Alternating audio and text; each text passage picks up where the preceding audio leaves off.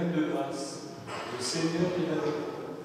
Vous êtes bénie entre toutes les femmes, et Jésus, le fruit de vos entrailles, est béni. Sainte Marie, Mère de Dieu, priez pour nous pauvres pécheurs, maintenant et à l'heure de notre mort.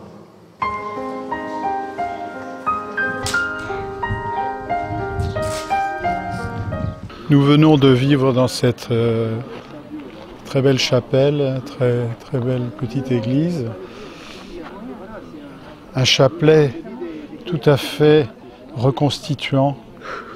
Un chapelet au cours duquel, sincèrement, les âmes se sont rencontrées et à l'initiative de Stéphanie qui a décidé de consacrer sa vie au cœur de la France. On est donc là à une des fêtes de Terre et Famille. Oui. Alors dites-nous ce que vous avez fait et ce que vous allez faire aujourd'hui. Alors ce que nous avons fait depuis le début, en fait nous avons créé cette association le 8 décembre de l'année dernière. Une association qui s'appelle donc Terre et Famille et qui a un but, c'est retisser des liens. C'est-à-dire refaire ce que l'État, depuis trop longtemps, cherche à défaire, c'est-à-dire les relations d'interdépendance que nous avons entre chacun de nous. Et nous voulons retrouver des liens ni d'agglomération, ni d'isolement. Nous voulons retrouver la bonne distance et nous retrouver autour de vrais sujets. Donc, dans un premier temps, nous avons traité la Terre, notre mère, grâce au professeur Magnard et l'inauguration qui a eu lieu donc cet hiver. Nous avons ensuite Sainte-Anne, qui nous a été racontée par Anne Brassier à l'occasion de la sortie et la reparution de son livre Sainte-Anne de Jérusalem à Auray. Et aujourd'hui, c'est la 3e conférence, donc Béatrice Bourges, qui nous fait l'honneur d'être avec nous ce soir pour nous raconter l'enfant, le grand oublié de la loi Taubira. Nous aurons ensuite le 4 juillet Marion Sigaud qui viendra nous raconter, elle, les mensonges et méfaits faussement attribués à l'Église. Et en plus de ces conférences, de ce savoir que nous essayons de partager, nous mettons en place des activités plus manuelles, du genre cours de cuisine pour les nourritures terrestres, cours de peinture et de dessin qui incitent à la contemplation et des cours de poterie parce que pour Terre et Famille, travailler la terre, ça nous paraissait symboliquement très intéressant. Pour l'instant, cette association groupe à peu près combien de personnes? On peut dire qu'aujourd'hui, on est une 50aine d'adhérents et en constante hausse. Oui. D'événement en événement, en fait, nous agrandissons notre association. Oui. Et le but de Terre et Famille aussi, ça n'est pas de grossir à l'envie, c'est d'essaimer. Oui. Ce que nous aimerions, c'est que d'autres Terre et Famille voient le jour en France et créer un petit réseau de Terre et Famille. Voilà, et qui travaillons dans le même sens. Qu'est-ce qu'il faut pour que les gens fassent s'ils veulent suivre votre exemple? Qu'ils viennent vous voir d'abord? Alors, nous retrouver sur notre site qui est en cours de construction ou nous envoyer un email, un courriel à terre et famille tout attaché sans s @gmail.com. Et en nous envoyant un email, en nous demandant nos statuts, nous irons volontiers rendre visite à ces personnes et mettre, c'est ce que nous sommes en train de faire en Vivarais, parce que le professeur Magnard, qui a été séduit par l'idée, va créer un Terre et Famille en Vivarais. Donc c'est un projet que nous allons mettre sur pied là, dans les semaines qui viennent. Nous avons aussi Isabelle Brancourt en Normandie, qui va créer un Terre et Famille en Normandie.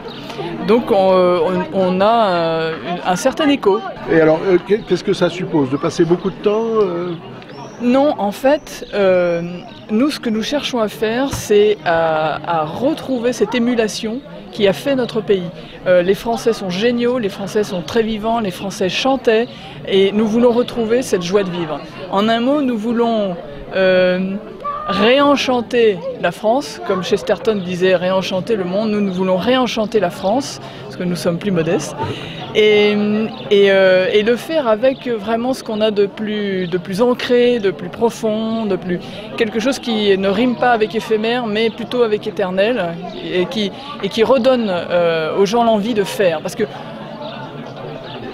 constater que tout va mal, je crois qu'on l'a tous fait, on a tous fait le point là-dessus. Maintenant, il faut donner des idées pour reprendre en main nos vies et retrouver cette liberté profonde qui nous habite, nous, en tant que Français. On est des Francs. Francs, ça veut dire libre. Donc c'est en nous. Et c'est pour ça qu'on a une vocation en plus. Si la France se libère, si les Français se libèrent, s'ils se réapproprient leur histoire au lieu d'avaler les mensonges, s'ils se réapproprient leur histoire, s'ils se réapproprient leur culte, s'ils se réapproprient leur territoire, s'ils se réapproprient leur patrimoine, s'ils se réapproprient leur vie en un mot, eh bien tout est possible. Ça n'est pas le monde réel qui est en crise, c'est un monde artificiel qui est en crise. La vraie vie n'est pas en crise. Voilà.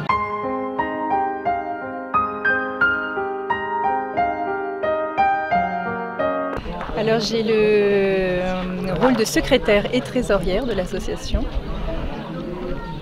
Et nous sommes toutes les deux, Stéphanie et moi, les deux membres fondateurs de Terre et Famille. D'accord. Alors, ça regroupe essentiellement des catholiques tout de même. Tant mieux. Mais ce n'est pas un critère de sélection pour adhérer, de faire partie de Terre et Famille. Nous sommes catholiques convaincus toutes les deux. Un des buts de Terre et Famille, effectivement, est de faire renaître le règne de notre Seigneur en France.